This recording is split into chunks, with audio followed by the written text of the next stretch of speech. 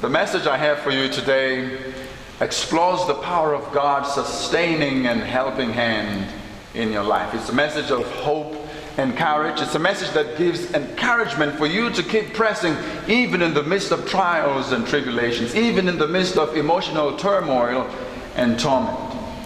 How do you go on with your life when everything around you seems to be falling apart? How do you continue to trust in the goodness of life even when God Himself seems to be absent? Well, I'm going to try and answer those questions by telling you a story. This is a story about a man who lost everything, a man who hit rock bottom and found God in the darkness of agony and grief. His name was Horatio Gates Spafford.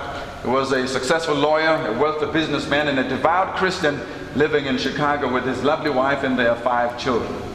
Now, this story began in early 1871 when his youngest child, his baby boy, suffered from scarlet fever and died.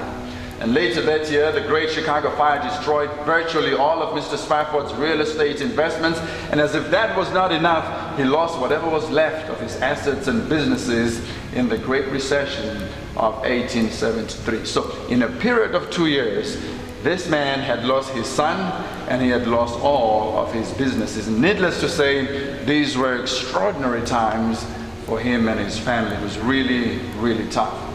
And so he decided to treat his family to a much needed escape from all this turmoil, a vacation in Paris, France. But on the day they were supposed to take off, a pressing business matter came about that Mr. Spafford had to attend to.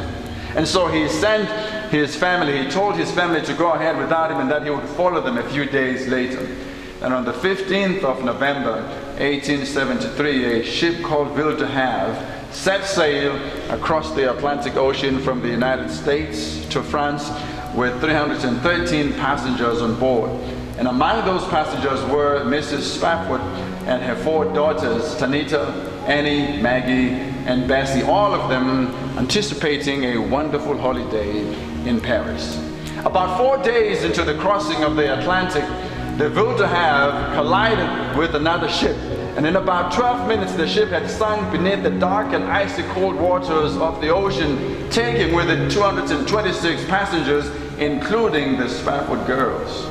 Mrs. Spafford was saved by a man on a rowing boat, and about 9 days later she arrived in the city of Cardiff in Wales. And she sent a telegram to her husband back in the States, and the telegram said, "Saved, alone, what shall I do?" Mr. Spafford booked himself on the next available ship to Cardiff to join his grieving wife. And about 4 days into the crossing of the Atlantic, the captain of the ship called Mr. Spafford into his cabin.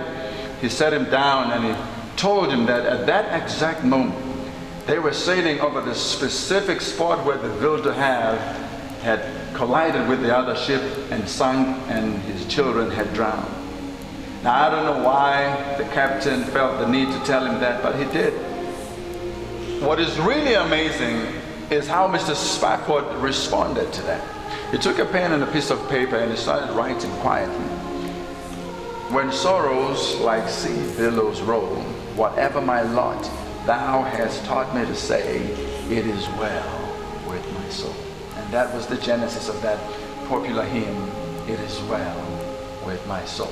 Now, I know what you're asking yourself. You're asking yourself, how could Mr. Spafford possibly believe that it was well with his soul in light of the tragedies that he had endured? How could he possibly believe that? Well, today I'm here to tell you that just like Mr. Spafford, however heavy the burdens you're carrying, however deep the hurt you're suffering, however excruciating the pain you're feeling, God is your strength. God is your refuge. God is your ever-present help in trouble. I really like the book of Psalms, Psalm chapter 46, verses 1 to 3, because it's a powerful response to the sorrows, the heaviness, the despair of a very dejected and dispirited man that we learn about, or that we read about in the previous chapters, 42 to 44. And then we come to chapter 46, which talks about God being a mighty fortress for you. It talks about God being a bulwark that never ever fails.